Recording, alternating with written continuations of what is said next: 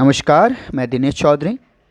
आज हम state board कक्षा 9वीं एंटायर हिंदी लोक भारती पाठ्य पुस्तक में पहली इकाई के अंतर्गत दी हुई छठी कविता, जिसका शीर्षक है ऐ सखी, और इसके कवि हैं अमीर खुसरो जी।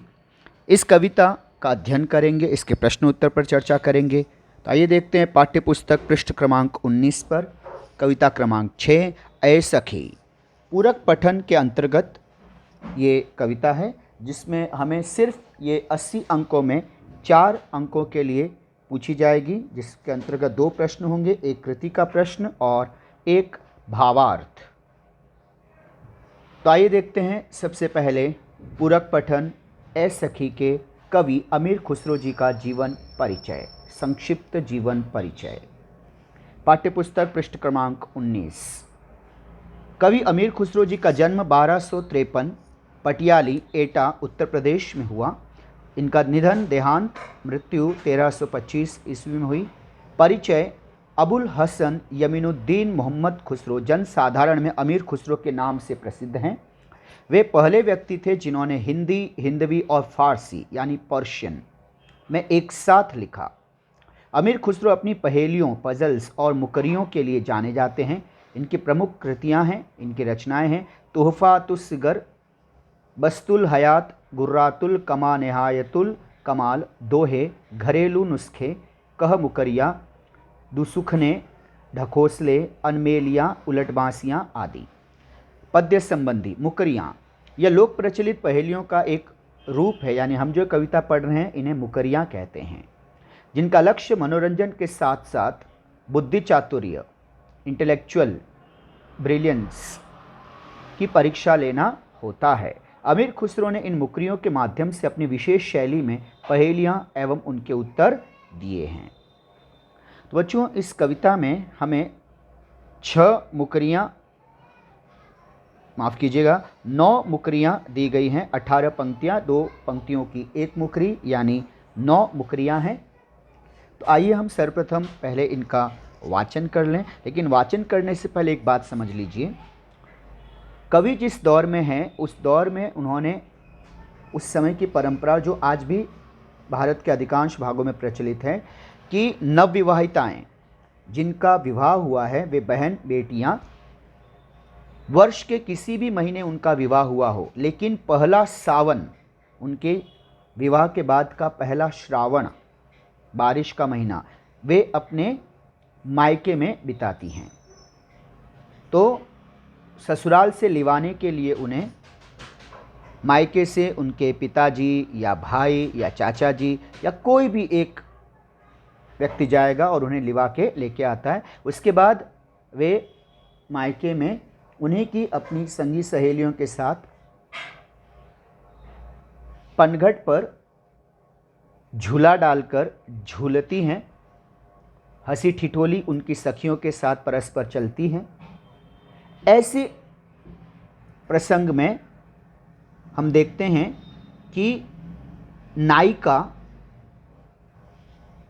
वो अपने पति, अपने साजन को याद करती है और उस संदर्भ में वह भावुक होकर कुछ कह देती हैं, और उसकी सखियां इसी बात को पकड़ के पूछती हैं कि क्या तुम हमारे जीजा जी के बारे में कह रही हो। लेकिन अब लोक लाज का स्मरण करते हुए वह नायिका द्वंद्व में फंस जाती है कि यदि वह हाँ बोलेगी तो ये सारी सखियां उसका मखौल उड़ाएगी, उसका उपहास करेगी कि देखो ये कैसी भोली है और शादी करके लौट के आई है यहाँ पे और तुरंत अपने पति को याद कर रही। मतलब थोड़ी सी चुहलबाजी होगी, थोड़ी सी छेड़खानी होगी, हंसी ठिठोली होगी, चिढ़ाया जाएगा। तो इस लोक लाज का ख्याल करते हुए कि वह हंसी की पात्र बन जाएगी, तो यहीं पे तुरंत वह अपनी हाजिर जवाबी, स्पॉन्टिनिटी, अपनी बुद्धि चातुर्य का परिचय देते हुए तुरंत इस बात से मुकर जाती कि नहीं नहीं, मैंने अपने साजन को नहीं याद किया है, मैं तो इस बारे में कह रही थी। ये सब तुम्हारी दिमागी खुराफातें हैं कि तुम मुझसे मेरे साजन के बारे में कहलवाना चाहती हो।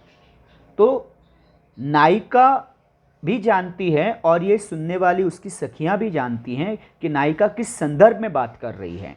लेकिन नायिका है कि अपने बुद्धि चातुर्य से उन सबको चुप कर देती हैं और वह अपने साजन के बारे में कहकर भी बाकी सबको छकाती रहती हैं, परेशान करती रहती हैं, स्वीकार नहीं करती, इस बात से मुकर जाती हैं। इसलिए इन्हें मुकरियाँ कहा गया है। इनकार कर देती है, स्वीकार नहीं करती है। तो देखिए बच्चों, ये 2 पंक्तियां हैं, इसमें हम 4 अंश कर लेते हैं। रात समय वह मेरे आवे, यह पहला अंश है। भोर भये वह घर उठ जावे, दूसरा अंश। यह अचरज है सबसे न्यारा, तीसरा अंश। और ये 3 पद नायिका कह रही है अपने साजन के बारे में, और सखियां उससे पूछती हैं ऐसा कि साजन, और तुरंत वह मुकरते हुए कहती है ना सकी तारा। ये ना सकी तारा, ये अंतिम पद नायिका कहेगी। ऐसा कि साजन ने प्रश्न पूछना, ये नायिका की सखियों ने प्रश्न पूछना है, और शुरुआती ये तीनों पद नायिका कह रही है। तो इस शैली में जब आप पढ़ेंगे तो कविता अधिकांश आप समझ जाएंगे, बाकी शब्दार्थ और व्याख्या तो हम देख ही रहे हैं। तो नायिका कहती है रात समय वह मेरे आवे, भोर भये वह घर उठ जावे, यह अचरज है सबसे न्यारा, ऐसा कि साजन ना सकी तारा। वह आवे तब शादी होय, उस दिन दूजा और न कोय, मीठे लागे वाके बोल, ऐसा कि साजन ना सके ढोल। जब मांगू तब जल भरी लावे, मेरे मन की तपन बुझावे, मन का भारी तन का छोटा, ऐसा कि साजन ना सके लोटा। बेर बेर सोवत ही जगावे, ना जागूं तो काटे खावे, व्याकुल हुई मैं हक्की बक्की, ऐसा कि साजन ना सके मक्खी। अति सुरंग रंग रंगीलो, है गुणवंत बहुत चटकीलो, राम भजन बिन कभी न सोता, क्यों सकी साजन ना सकी तोता। अर्ध निशाव आयो भौन, सुंदर ताबर ने कवि कौन, निरखत ही मन भयो आनंद, क्यों सकी साजन ना सकी चंद। शोभा सदा बढ़ावन हारा, आखिन से छिन होत न न्यारा, 8 पहर में रो मनरंजन, क्यों सकी साजन ना सके अंजन। जीवन सब जग जासों कहे, वा बिनु नेक न धीरज रहे, हरे छिनक में हिय की पीर, क्यों सकी साजन ना सकी नीर। बिन आए सब ही सुख भूले, आए ते अंग अंग सब फूले, सीरा भई लगावत छाती, क्यों सकी साजन ना सकी पाती। इस तरह से ये 9 मुकरियाँ हैं। आइए देखते हैं इनके शब्दार्थ के बारे में, भावार्थ के बारे में। रात समय वह मेरे आवे, नायिका कहते कि रात के समय वह मेरे घर आता है, मेरे पास आता है। भोर भये, सुबह होते ही वह उठकर चले जाता है, उठी जावे। यह अचरज, यह आश्चर्य है सबसे न्यारा, कितना अनोखा आश्चर्य है, पता ही नहीं चलता है कब आता है कब जाता है। तो सखिया पूछती है ऐसा कि साजन, क्या तुम अपने साजन के बारे में बतला रही हो। और तुरंत नायिका सचेत हो जाती है। इस उलाहना से बचने के लिए लोक लाज को स्मरण कर वो तुरंत इस बात से मुकर जाती है और कहती है ना सकी तारा।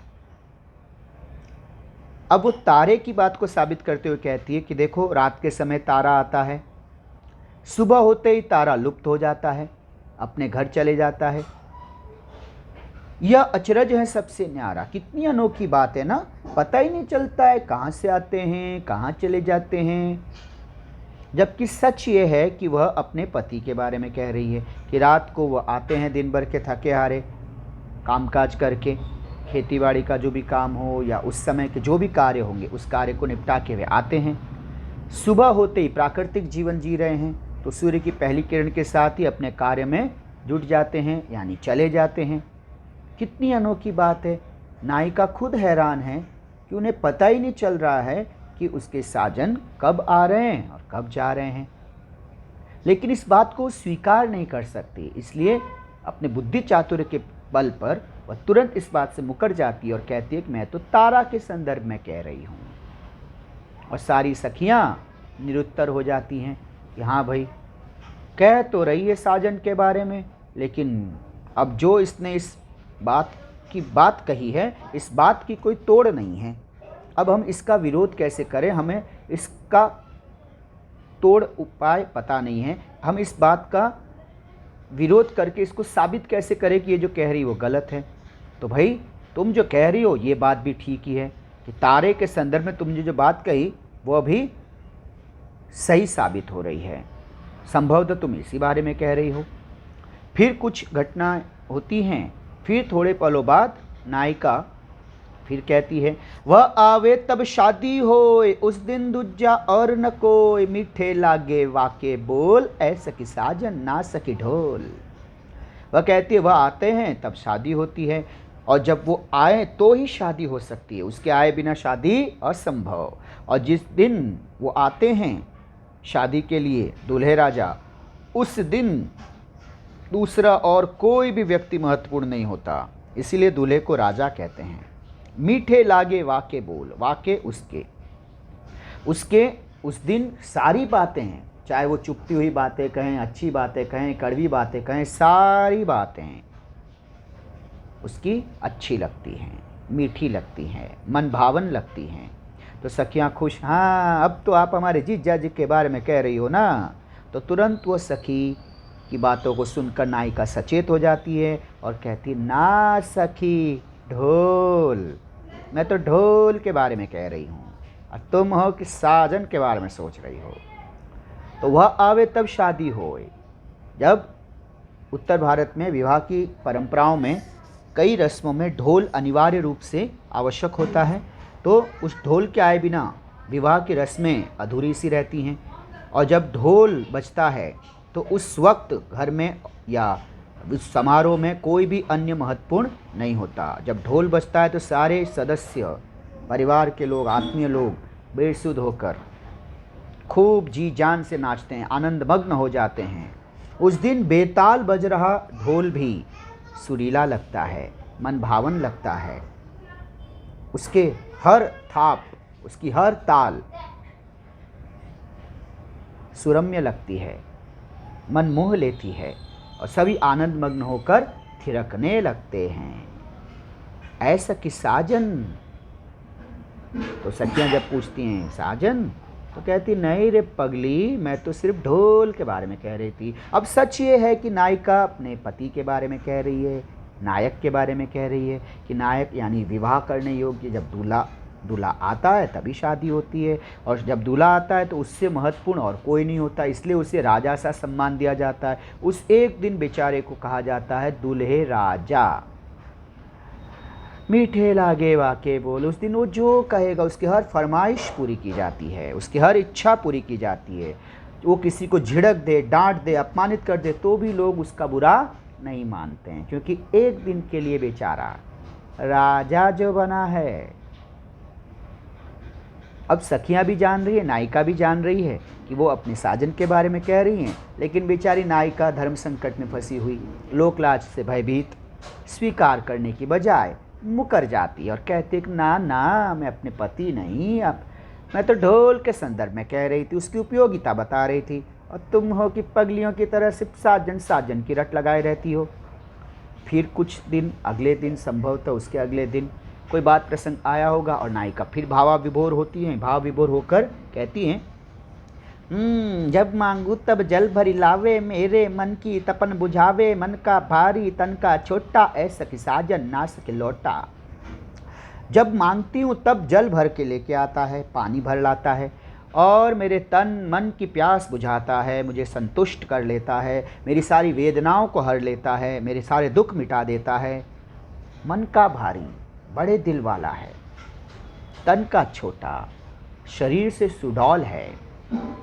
अब ये वर्णन सुन के तो सारी सखियां खुश होती, हाँ हमें पता चल गया, तू हमारे जीजा जी के बारे में कह रही है, क्योंकि तूने जाते ही उनको अपने वश में कर लिया है ना, बेचारे को नौकर बना के रखा है। तू जब भी मांगती है बेचारा पानी लेके आता है, न तुझे पानी पिलाता है, और उसके रहने से तू ही बता रही है कि तेरे तन मन के सारी वेदनाएं दूर हो जाती हैं, तू खुश रहती है, तू प्रसन्नचित्त रहती है, तेरी हर इच्छा वो पूरी करते हैं, और बड़े दिल वाले हैं, और दिखने में भी सजीले हैं, बांके हैं।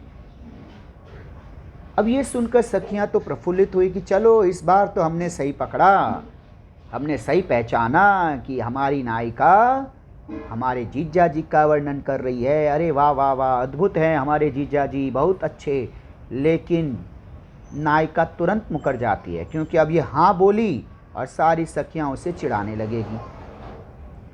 तो तुरंत वह अपनी हाजिर जवाबी बुद्धि चातुर्य का परिचय देते हुए कहती है, ना सखी लोटा, ये क्या तुम बेवकूफ़ों की तरह दिन भर साजन साजन और कोई काम धाम नहीं है तुम्हें?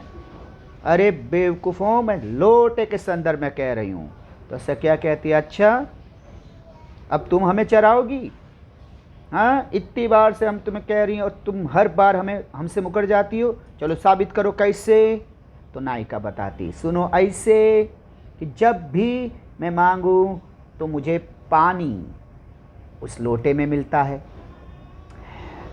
मेरे मन की तपन बुझावे। अगर गर्मी से बेहाल होकर मैं आई हूँ, कोई कार्य करते हुए गर्मी से बेहाल हो गई हूँ, बहुत समय तक पानी न पी पाई हूँ, तो स्वाभाविक मैं मटके को तो ग्रहण नहीं करूँगी, लोटे का ही पानी पीऊँगी। और वह लोटा मेरे तन मन की प्यास और प्यास से उपजी वेदना को संतुष्ट कर देता है।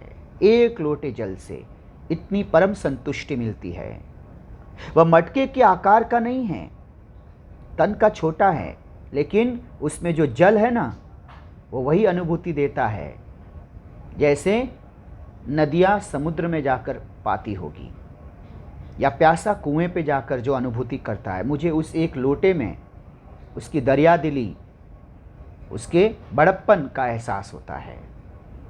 और इस तरह से नायिका ने अपने बुद्धि चातुर्य से लोटे का महिमा मंडन किया है। लोटा कितना गुणकारी है, कितना उपयोगी है। और सारी सखियां फिर से निरुत्तर हो जाती हैं, निशब्द हो जाती हैं। अब इस बात का प्रतिवाद करने के उनके पास कोई शब्द शेष नहीं। तो बच्चों, इस तरह से 3 मुकरियां हुई। अब हम देखते हैं मुकरी नंबर 4।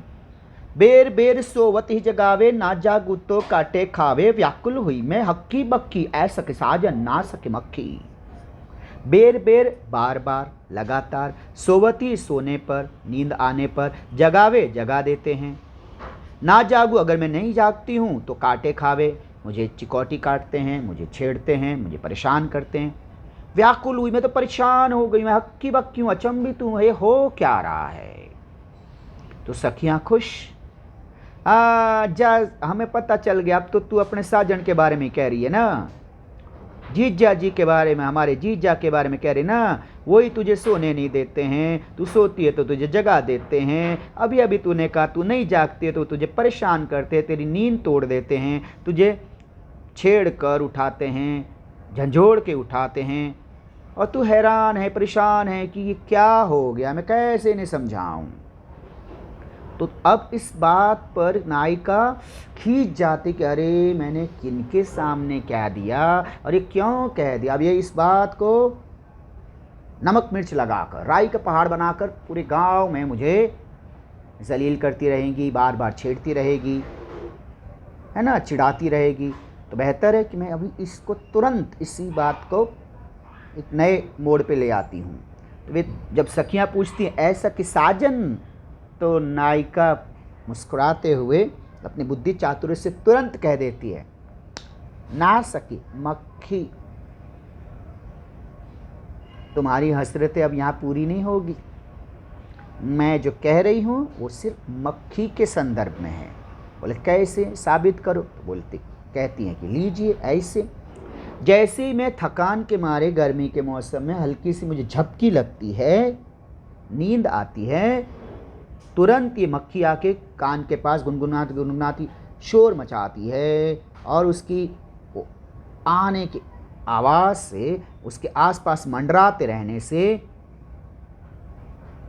पसीने से बेहाल उस वातावरण में मक्खी के आने से नींद टूट जाती है। अगर मैं नहीं जागूं तो ये मक्खी शरीर पर बैठकर चिपचिपाती हैं, ऐसे लग रहा है काट खा रही है, उससे और चिढ़ होती है, खीज होती है, स्वाभाविक नींद टूट जाती है। तो हैरान परेशान हो जाती हूँ कि इस मक्खी से छुटकारा भला कैसे पाऊँ। ना समझ मक्खी, सोने भी नहीं देती ढंग से, 2 पल का आराम तक दुश्वार हो गया इसकी वजह से।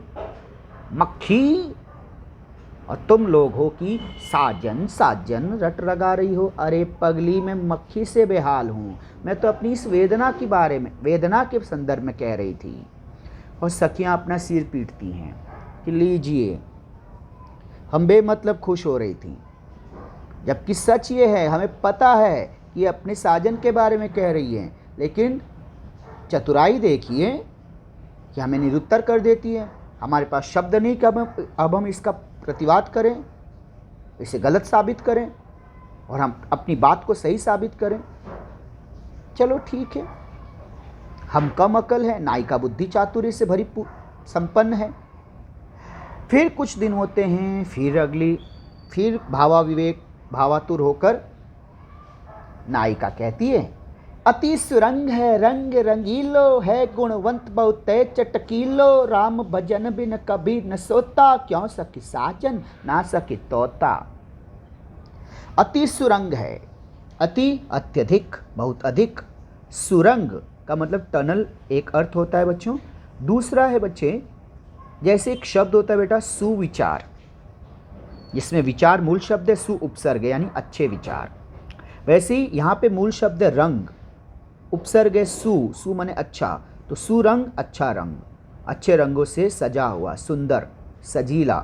तो अत्यधिक सुंदर सजीला है, रंग रंगीला है, और है गुणवंत, जितना रूपवान है उतना ही गुणवान भी है, गुणवंत है, गुणवान है। बहुत चटकीलो, बहुत ही चमकदार है, चमकीला है। और रूपवान और गुणवान होने के साथ साथ एक दुर्लभ गुण भी है उसमें, राम भजन बिन कभी न सोता, ईश्वर के भजन किए बिना कभी भी नींद नहीं लेता, सोता नहीं है। तो सखियाँ कहती, हाँ अभी हमें पता चला। क्यों? तो अपने साजन के बारे में कह रही है ना, हमने भी देखा था विवाह में जीजा जी को, बहुत सुंदर हैं, बहुत ही सजे धजे हैं, सुडौल हैं, आकर्षक हैं, और जितने रूपवान हैं उतने गुणवान हैं, ये तो आप ही बता रही हो दीदी, और चमकीले हैं, इतने सुंदर सजीले रूपवान गुणवान, साथ ही साथ धार्मिक प्रवृत्ति के भी हैं, ईश्वर का स्मरण किए बिना कभी भी सोते नहीं, उनके दिन का अंत ईश्वर की स्तुति से ही होता है, ईश्वर को स्मरण करते हैं, याद करते हैं, राम भजन करते हैं और फिर ही सोते हैं। तो कितनी अच्छी बात है, बहुत सौभाग्यशाली हो आप दीदी, जो आपको हमारे इतने अच्छे जीजा जी मिले हैं। तो वे पूछती हैं, हाँ अब तो स्वीकार करो, अपने साजन के बारे में कह रही हो ना, हमारे जीजा के बारे में। लेकिन तुरंत वो सखी यानी नायिका मुकर जाती है और कहती, ना सखी, तोता, मैं तो सिर्फ तोते के संदर्भ में कह रही थी, तुम लोग क्या हर वक्त साजन साजन। अरे मूर्खों, मुझे अगर साजन की इतनी याद आती तो मैं यहाँ क्यों आती, वहीं रहती। और तुम हो कि हर पल मेरा पीछा किए रहती हो, अरे मैं साजन साजन, अरे मैं तो कुछ और कह रही हूँ, तुम हर बात में, मेरी हर बात में अपनी बात मिला रही हो। सुनो, कैसे, मुझे तुम पूछोगी, मैं पहले ही बता देती हूँ। तो नायिका कहती है कि देखो, तोता बहुत ही सुंदर होता है, रंग रंगीला होता है, और में बहुत ही गुणवान भी है, साथ ही साथ चटक रंग, चमकीले रंग का है, और जितना रूपवान और गुणवान वह है, उसके अंदर और एक दुर्लभ गुण है कि वह ईश्वर भक्ति किए बिना, राम भजन किए बिना कभी भी सोता नहीं है, नियम से ईश्वर की भक्ति करता है। इसी बात ने मेरा मन मोह लिया है और मैं उसे स्मरण करके कह रही थी। और तुम हो कि पगली साजन साजन किए जा रही हो। अरे पगली, तोता है वह, जो ईश्वर के भजन किए बिना कभी नहीं सोता, वही है तोता। देखिए अगली पंक्ति यानी अगली मुकरी, अर्ध निशाव आयो भौन, सुंदरता बरने कवि कौन, निरखत ही मन भयो आनंद, क्यों सखी साजन ना सखी चंद। अर्ध निशा आधी रात के समय, वह आयो वह आता है, भौन भवन में, मंदिर में, घर में, महल में, भवन यानी भवन, घर। सुंदरता, इतना सुंदर है कि उसकी सुंदरता बरने वर्णन करे, तो उसकी सुंदरता का गुणगान बखान वर्णन कर पाए, ऐसा कवि भला कौन है। निरखत ही देखते ही, प्यार से निहारते ही, मन भयो मन में हुआ आनंद आनंद आनंद। तो सखिया पूछती क्यों सखी साजन। तो नायिका कहती ना सखी चंद। नायिका कह रही कि आधी रात को वह घर में आता है, मेरे महल में आता है, इतना सुंदर सजीला है कि उसकी सुंदरता का गुणगान बखान करने में समर्थ सक्षम कवि की कलम भी थक जाए, चूक जाए। सुंदरता का वर्णन, सुंदरता सौंदर्य का वर्णन कवियों से बेहतर कोई नहीं कर सकता, लेकिन ये इतने सुंदर हैं कि इनकी सुंदरता का वर्णन किसी कवि की कलम भी नहीं कर पाएगी। इतने अच्छे हैं, सजीले हैं, सुंदर है, मन भावन है कि उन्हें देखते ही मन में आनंद हो जाता है, मन प्रफुल्लित हो जाता है, मन की सारी वेदना मिट जाती है।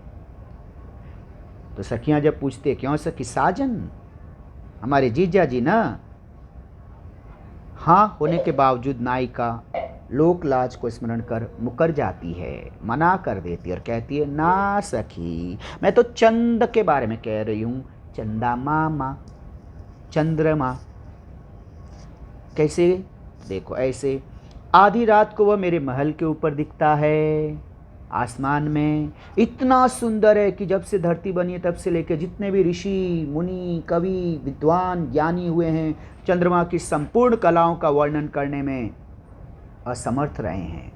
उसके सौंदर्य को अलग अलग तरह से हर एक ने परिभाषित किया है, लेकिन कोई इस बात का दावा नहीं कर सकता कि उसने चंद्रमा की चांदनी, चंद्रमा की सुंदरता को पूरी तरह से वर्णित कर दिया हो, शब्दों में बयान कर दिया हो। अभी भी उसकी सुंदरता अकथ्य है, उसका वर्णन नहीं हो पाया है। इतना सुंदर है, अद्वितीय है। ऐसा चंद्रमा जिसको निरखते ही, देखते ही मन की सारी तपिश, दुख, वेदनाएं, सारे गम, गिले शिकवे, सारी दुश्वारियां, ये मन सब कुछ भूलकर चंद्रमा की चांदनी की शीतलता में मोहित हो जाता है, सम्मोहित हो जाता है, मग्न हो जाता है। मैं ऐसे चंद्रमा की बात कर रही हूँ और तुम लोग हो कि पगली साजन साजन की रट लगाती हो। बेवकूफ़ों, कुछ और काम धाम किया करो, ये क्या लगा रखा है साजन साजन। अब ये डांट भी दिया उसने। अब जरा सोचिएगा, सखियाँ तो हैरान परेशान, जिस चीज़ को मना किया जाए उस बात पे ज़्यादा गौर किया जाता है, मानव मन ही कुछ ऐसा है। तो अगली बार वे और खबर लेती हैं और थोड़ी इधर उधर की बातें होती हैं कि नायिका भाव विभोर होकर अपने साजन को याद करते हुए फिर कह देती हैं, शोभा सदा बढ़ावन हारा, आँखिन से छिन हो तन न्यारा, आठ पहर में रो मन रंजन, क्यों सखी साजन ना सके अंजन। शोभा सुंदरता, सदा हमेशा, बढ़ावन हारा बढ़ाने वाला, आँखिन से आँखों से, छिन एक क्षण भी, हो तन न्यारा आँखों से एक पल भी दूर होता नहीं है। न्यारा नहीं होता है, दूर नहीं होता है, अलग नहीं होता है। आठ पहर, एक पहर में 3 घंटे का वक्त होता है, तो 8 पहर 24 घंटे यानी रात दिन लगातार मेरो मनोरंजन, मेरा मनोरंजन करता है। नायिका कहती है कि वह हर वक्त मेरी सुंदरता बढ़ाने वाला है, उसके रहते मेरा सौंदर्य बढ़ता है, मेरा सजना संवरना, मेरा श्रृंगार सब कुछ वही है। उसकी बदौलत मेरा सौंदर्य निखर उठता है, चमक उठता है, मैं अद्वितीय रूप से सुंदर लगने लगती हूँ। और इतना सुंदर है कि एक पल के लिए भी मेरी आँखों से दूर नहीं होता, बल्कि आठों पहर रात दिन वह मेरा मन बहलाता रहता है, मेरा मनोरंजन करते रहता है। इस बात को सखियों ने लपक लिया। बोले जी जी नायिका जी, इस बार तो हम कोई बात नहीं सुनेंगे आपकी, इस बार हमें पता है कि आप अपने साजन जी के बारे में बात कर रही हैं। फटाफट हमें बताओ कि तुम यही कह रही हो ना, इस बार भी तुम मुकर जाओगी। तो नायिका फिर धर्म संकट में पड़ गई।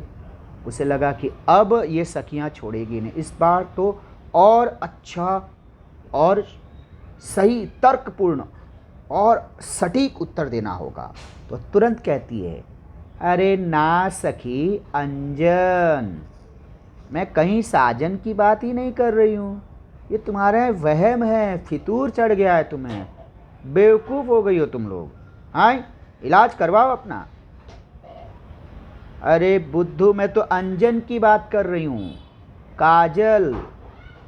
बोल कैसे? तो ऐसे, काजल की वजह से शोभा, मेरा रूप सौंदर्य, मेरी सुंदरता निखर जाती है, मेरा सौंदर्य बढ़ जाता है।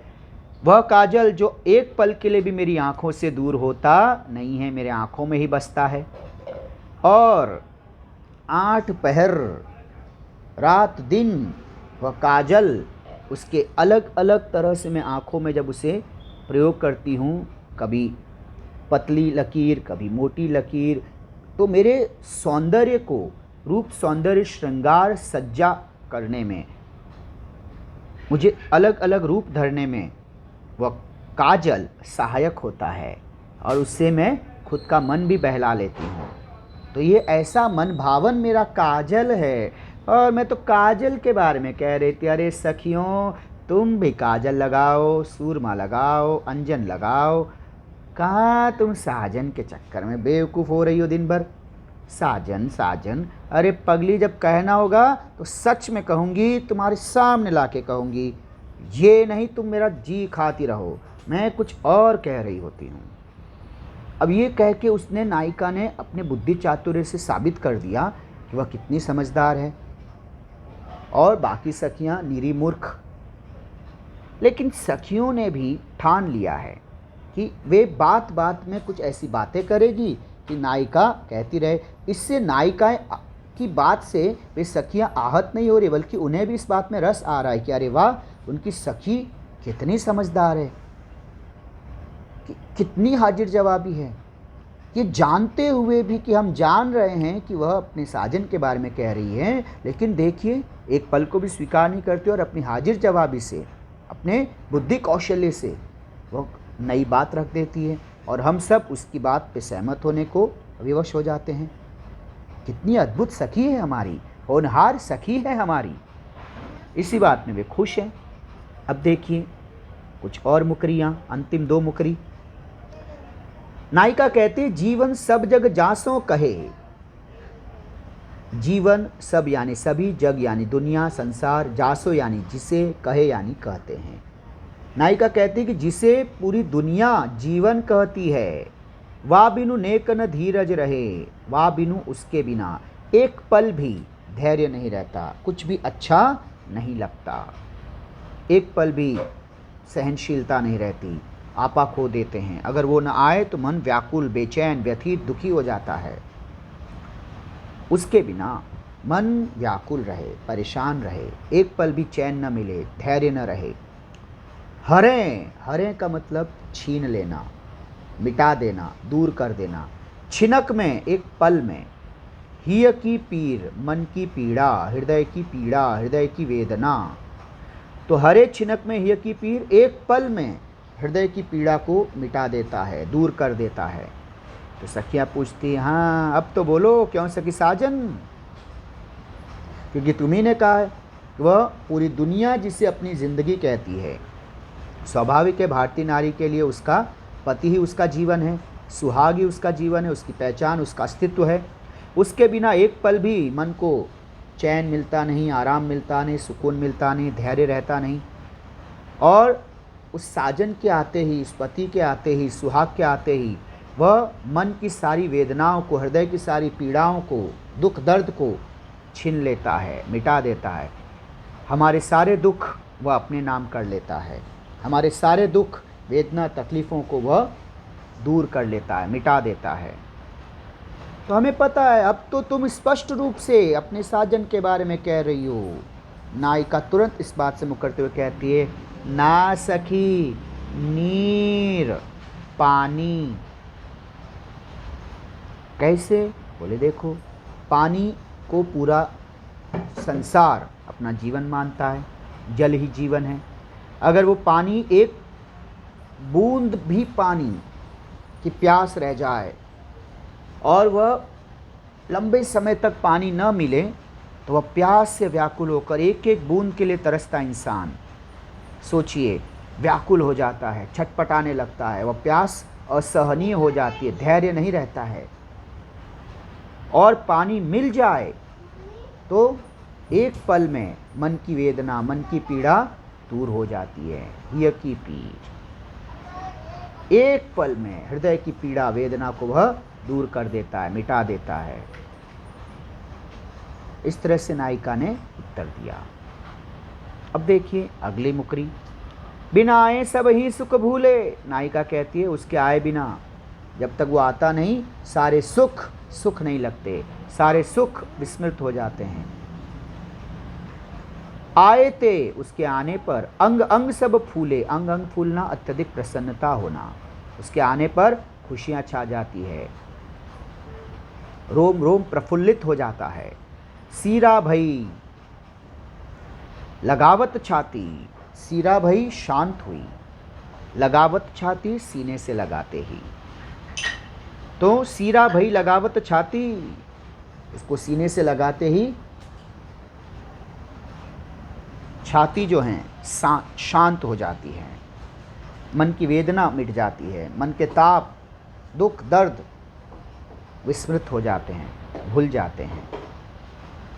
तो सखियां पूछती है क्यों सखी साजन?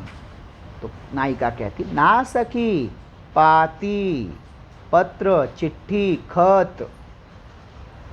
तो सखिया कहती अरे तुम्ही ने तो कहा था कि उसके आए बिना सारे सुख बेगाने लगते हैं, अपने नहीं लगते हैं, अच्छे नहीं लगते हैं, सुख होने का एहसास ही नहीं होता। जब वो आ जाए तो उनके आने से रोम रोम हर्षित हो जाता है, प्रफुल्लित होता है, पुलकित हो जाता है, और उनके सीने से लगते ही मन शांत हो जाता है, हृदय की वेदना मिट जाती है, सारी पीड़ाएं दुख दर्द शांत हो जाते हैं। तो सखियों की इस बात को सुनकर नायिका कहते अरे नहीं रे पगली, मैं चिट्ठी की बात कर रही हूँ। जब किसी आत्मीय की, जब किसी करीबी की, जब किसी अपने की परदेश से, विदेश से या बहुत दूर से, बहुत लंबे वक्त के बाद भी चिट्ठी न आए तो यहाँ पर सब सुख सुविधाएं होते हुए भी उनमें मन नहीं लगता। एक चिट्ठी के न आने से मन उदास, व्यथित, निराश, हताश हो जाता है, खो जाता है मन। उस आत्मीय के संग रहता है मन, उसके बारे में सोचता है, तरह तरह की कल्पनाएं करता है, और इन्हीं दुखों में खोया रहता है, और उसकी वजह से उपलब्ध सुख सुविधाओं का लाभ, उसका भोग भी नहीं लगता। न सुख चैन, सब कुछ मिट जाता है, न उठना बैठना सोना जागना खाना पीना कुछ अच्छा नहीं लगता। और अगर वो चिट्ठी आ जाए तो अंग अंग सारे फूल जाते हैं। संभवतः उनके आने पर जो खुशी होती उससे अधिक खुशी चिट्ठी के मिलने पर हो जाती है, रोम रोम पुलकित हो जाता है। यह वेदना वही समझ सकता है जिसने कभी ऐसा इंतजार किया हो। लोग उस चिट्ठी को पाकर तुरंत पढ़ते नहीं बल्कि घंटों उसे निहारते थे, उसे सहेज कर रखते थे, सिरहाने रखते थे, अपनी पुस्तकों में रखते थे, और उसके बाद जब उसमें जो लिखा संदेशा है उसे पढ़ते और मन भावन ग्रंथ की तरह उसी इबारत को, उसी संदेशे को, हालांकि वह अत्यल्प होता था, कोई बहुत बड़ा खत कई पन्नों का नहीं हो सकता, सामान्यतः छोटे ही संदेश होते, लेकिन उसी संदेश के एक एक अक्षर पर उंगलियां फेरते हुए उसे ऐसे निहारते जैसे वो सोने के अक्षरों से अंकित हों। उसके एक एक शब्द के कई भाव मन में संजोए जाते, कल्पनाएं की जाती, सुखद स्मृतियां संजोई जाती। यही वजह इसलिए कहा गया कि अंग अंग सब फूले, सीरा भई लगावत छाती। और उस चिट्ठी के देर से आने पर जो मन की वेदना थी, तो चिट्ठी मिलते ही उसे सीने से लगा दिया जाता है, सीने पर रख के लेटते हैं, सो जाते हैं, और मन की सारी वेदनाएं ऐसे लगता है वह चिट्ठी सौंख रही है। मन शांत हो जाता है। उस चिट्ठी की पढ़ी लिखी इबारत को पढ़कर, उस चिट्ठी के संदेश को पढ़कर, उस पत्र को पढ़कर मन शांत हो जाता है।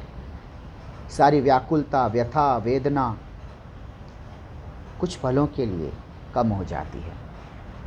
ये है पत्र का प्रभाव। चिट्ठी के बारे में मैं कह रही थी, और तुम हो कि बेवकूफ़ों की तरह साजन की रट लगा रही हो। अरे मूर्खों, थोड़ा सा तो सोच लिया करो कि जीवन में साजन के अतिरिक्त भी कुछ और चीज़ें होती हैं। जबकि सच ये है कि सखियाँ और नायिका दोनों समझ रही हैं कि वे किसके बारे में बात कर रही हैं, लेकिन सखियाँ लाजवाब हो जाती हैं। क्या अद्भुत बात है, कितनी बुद्धि चातुर्य है, हम निशब्द हो गए। ये जो बात कही गई है, ये भी, इसका भी कोई तोड़ नहीं है। अब हम इसको भी काट नहीं सकते, प्रतिवाद नहीं कर सकते। जो पाती का जो उन्होंने संदर्भ दिया है पत्र का, वह भी कितना सटीक है। नायिका की इस बात को सुनकर सखियाँ इस बात से ही तसल्ली कर लेती हैं कि चलो हमारी बात न सही, हमने कहा साजन के बारे में आप कह रही हैं, आपने नहीं माना, हमारी बात नहीं मानी, बार बार हमारी बात से मुकर गई आप, लेकिन इस बात की हमें तसल्ली है कि आप कितनी बुद्धि चातुर्य से संपन्न हैं, कितनी हाजिर जवाबी हैं। बात भी कह दी और स्वीकार नहीं किया, और प्रभावित बात कही है, प्रभावशाली तरीके से बात कही है, अद्भुत है।